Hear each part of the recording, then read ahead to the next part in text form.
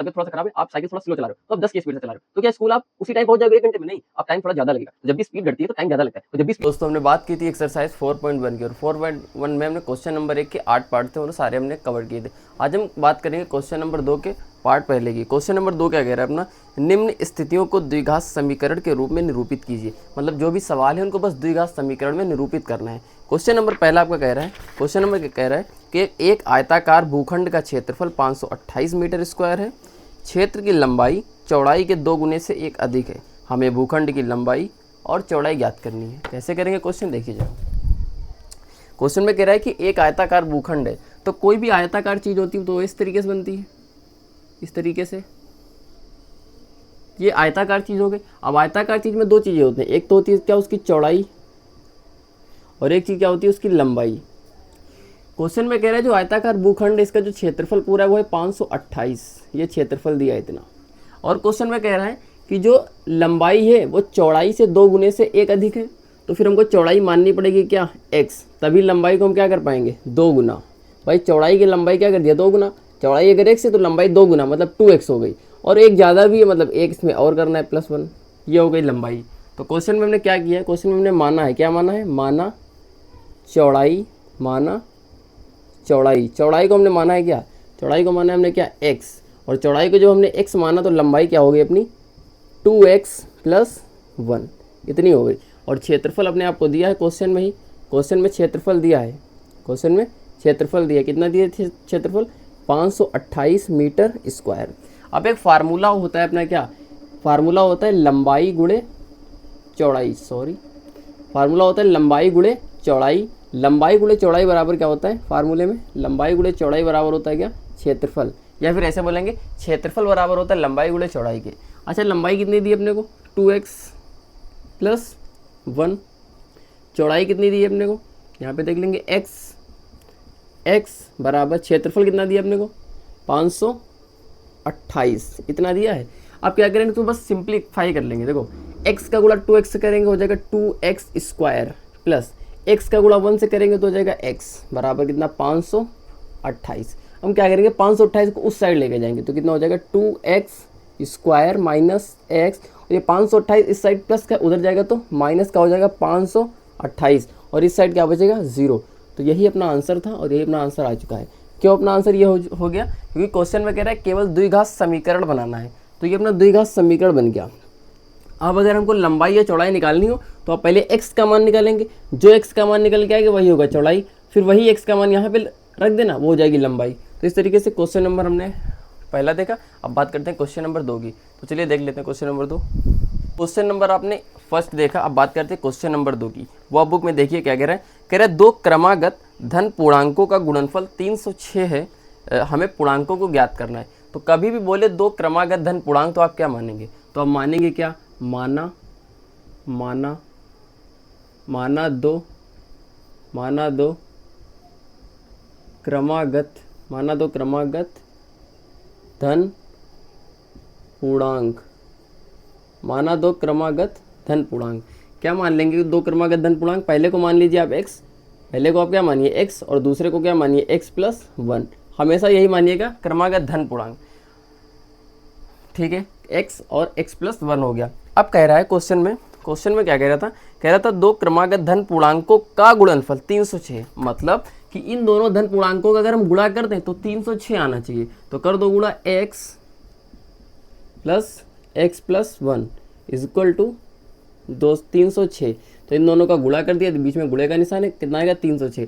इसको सिंप्लीफाई कर लेंगे तो पहले x का गुणा x से होगा तो कितना हो जाएगा x की पावर 2, बीच में प्लस था, प्लस आ गया, फिर x का गुणा 1 से तो x × x हो जाएगा 306। इस 306 को उस साइड लेके जाएंगे तो क्या हो जाएगा x² + x, 306 उस साइड गया तो माइनस का हो जाएगा 306 बराबर क्या आ गया 0, और यही अपनी क्या बन गई द्विघात समीकरण बन गई। दोस्तों द्विघात समीकरण ये बन गई है। अगर आपको धन पूर्णांक निकालने की कौन से होंगे तो आप x का मान निकालिए, यहाँ पे रख दीजिए, फिर यही x का मान यहाँ रख दिए, रख के उसमें 1 जोड़ दिए, तो दोनों धन पूर्णांक निकल आएंगे। तो क्वेश्चन में अपने को केवल द्विघात समीकरण बनाना था, तो द्विघात समीकरण बन गए। इस टाइप का क्वेश्चन हो गया अपना सॉल्व। अब बात करते हैं क्वेश्चन नंबर 3 की। क्वेश्चन नंबर आपने 2 देखा, बात करते हैं क्वेश्चन नंबर 3 की। दोस्तों क्वेश्चन हम बहुत ही आसान तरीके से आपको समझा रहे हैं, आप खुद देख रहे होंगे। तो क्वेश्चन अगर आपकी समझ में आ रहा है तो वीडियो को लाइक जरूर कर दिएगा और शेयर जरूर करिएगा। बहुत ही आपकी मेहरबानी होगी अगर वीडियो को शेयर कर देंगे। तो शेयर जरूर करिएगा जिससे ज़्यादा से ज़्यादा व्यूज़ आ सके और इससे हम बेहतर कर सकें। मतलब जल्दी से जल्दी डेली पर अभी डेली हम क्या कर रहे हैं, एक वीडियो आपको दे रहे हैं। अगर अच्छे से व्यूज़ आएंगे तो डेली 2 भी वीडियो आ सकती हैं। तो मतलब जल्दी कोर्स खत्म करना, तो आप थोड़ा सा वीडियो को शेयर करिए ताकि ज़्यादा से ज़्यादा लोग जुड़ने लगे, तो हम भी ज़्यादा से ज़्यादा अपना 100% देने लगे। तो क्या हो जाएगा देखिए क्वेश्चन नंबर 3 क्या कह रहा है, रोहन की माँ उससे 26 वर्ष बड़ी है, उनकी आयु का गुणनफल अब से 3 वर्ष पश्चात 360 हो जाएगा। बात समझ में नहीं आ रही। कह रहा है रोहन है और उसकी माँ है, लेकिन रोहन से उसकी माँ 26 वर्ष बड़ी है। ये हो गई पहली कंडीशन। फिर कंडीशन में कह रहा है कि आने वाले 3 साल के बाद रोहन की माँ की उम्र और रोहन की उम्र दोनों का अगर गुणा कर देंगे तो 360 आएगा। देखिए कैसे करते हैं। देखो पहले आप मानो, माना रोहन की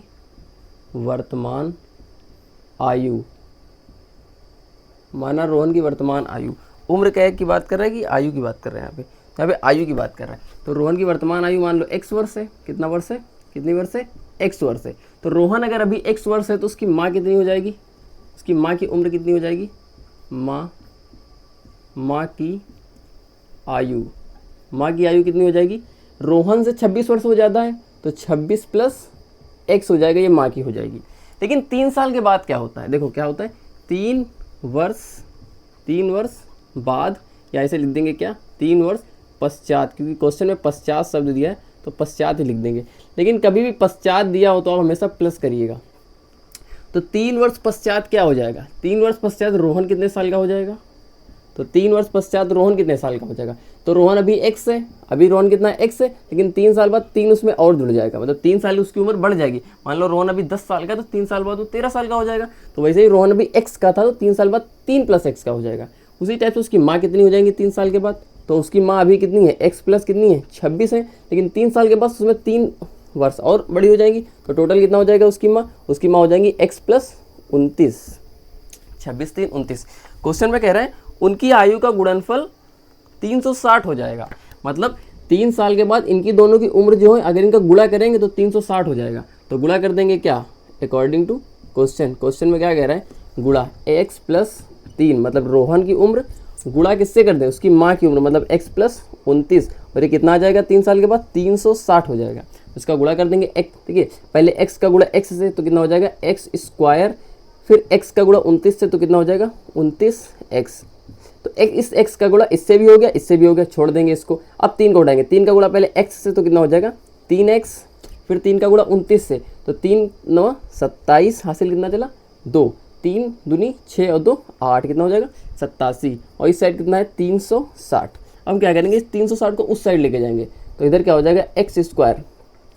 देखिए 29x प्लस 3x कितना हो जाएगा, 29 और 30 32x, 29 और 3 32x, 87 इधर पहले से था, 87 प्लस का 360 उस साइड जाएगा तो जाएगा माइनस का 360, और इधर क्या बचा, इधर कुछ नहीं बचा, 0 बचा, क्योंकि 360 था वो तो उधर चला गया। तो इधर क्या बचा, इस साइड क्या बचा, इस साइड 0 बचा। अब देखिए क्या करते हैं, एक बार थोड़ा सा और, x square plus 32x plus 360 से अगर हम 87 घटाएंगे तो कितना आंसर आएगा, आंसर आ जाएगा 273। हमने घटाया क्यों, क्योंकि एक संख्या देखिए ये माइनस की है और ये वाली संख्या कैसी है, प्लस की है। 87 प्लस का है और 360 माइनस का है, तो बड़ी वाली से छोटी वाली घटेगी। बड़ी वाली 360 था, उसे 87 घटाएंगे तो 273 बचेगा। करके देख लेते हैं, 10 से 7 गया 3 बचा, और यहाँ पे कितना बचा 5, 5 से एक हासिल लिया कितना हो गया 15, 15 से 8 गया 7 बचा, और 3 से एक हासिल चला गया तो 2 बचा, 2 बचा। अब 360 माइनस का है मतलब बड़ा है, तो आंसर भी माइनस में ही आएगा क्योंकि बड़ा ही आंसर आएगा। तो ये हो जाएगी अपनी क्या, द्विघात समीकरण। कह रहा था केवल द्विघात समीकरण बनाइए, तो ये देखिए द्विघात समीकरण के रूप में बदल गया, बस यही हमको करना था। तो दोस्तों क्वेश्चन नंबर आपने 3 भी देखा। अब बात करते हैं लास्ट क्वेश्चन, क्वेश्चन नंबर 4। फिर एक्सरसाइज को हम करते हैं कंप्लीट और चलते हैं नेक्स्ट न्यू एक्सरसाइज पे।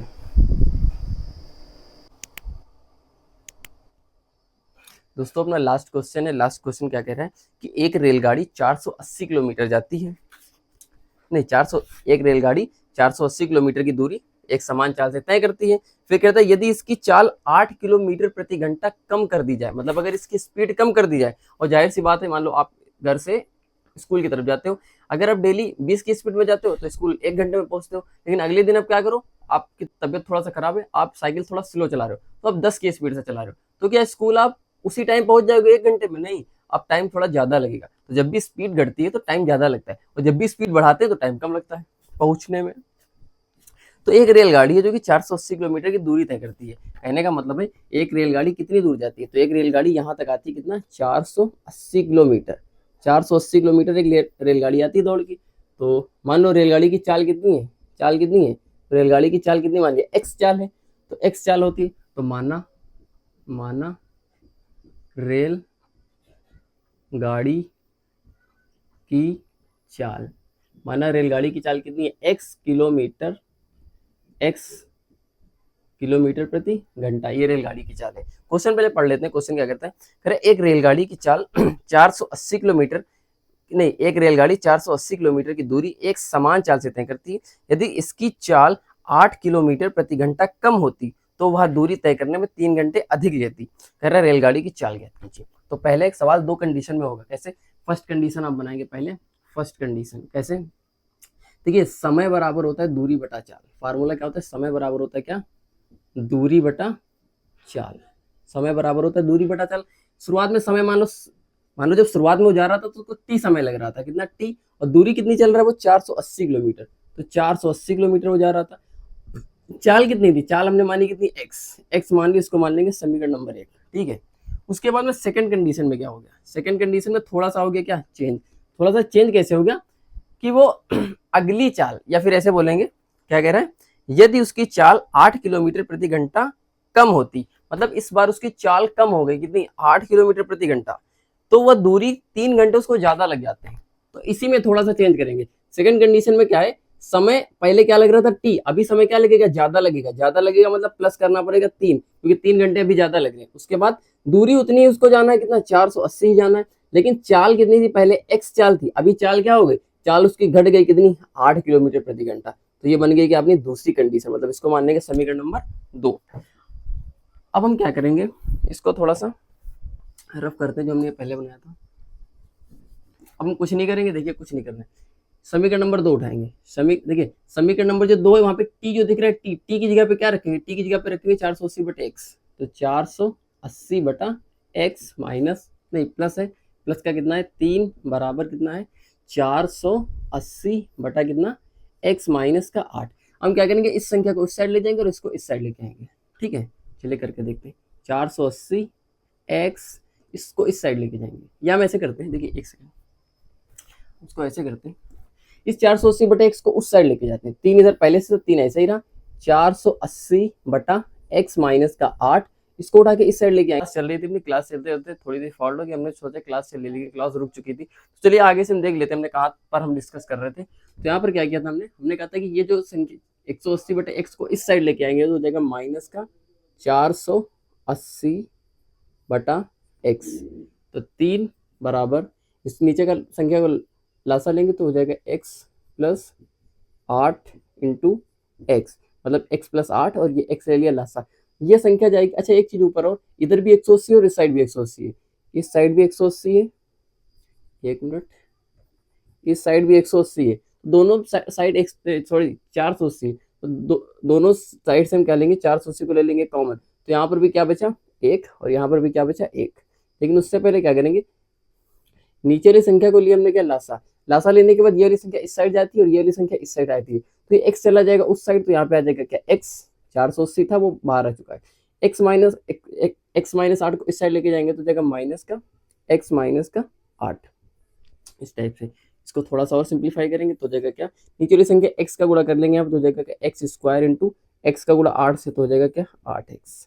उसके बाद हम क्या करेंगे, 480, देखिए सामने वाली संख्या, गुणे वाली संख्या सामने के बटे में चली जाती है, तो यहाँ आ जाएगी 480, बटे में आ जाएगी 480, ऊपर क्या बचा इधर x माइनस, माइनस से खोलेंगे तो हो जाएगा माइनस का x, और ये माइनस माइनस प्लस का हो जाएगा 8।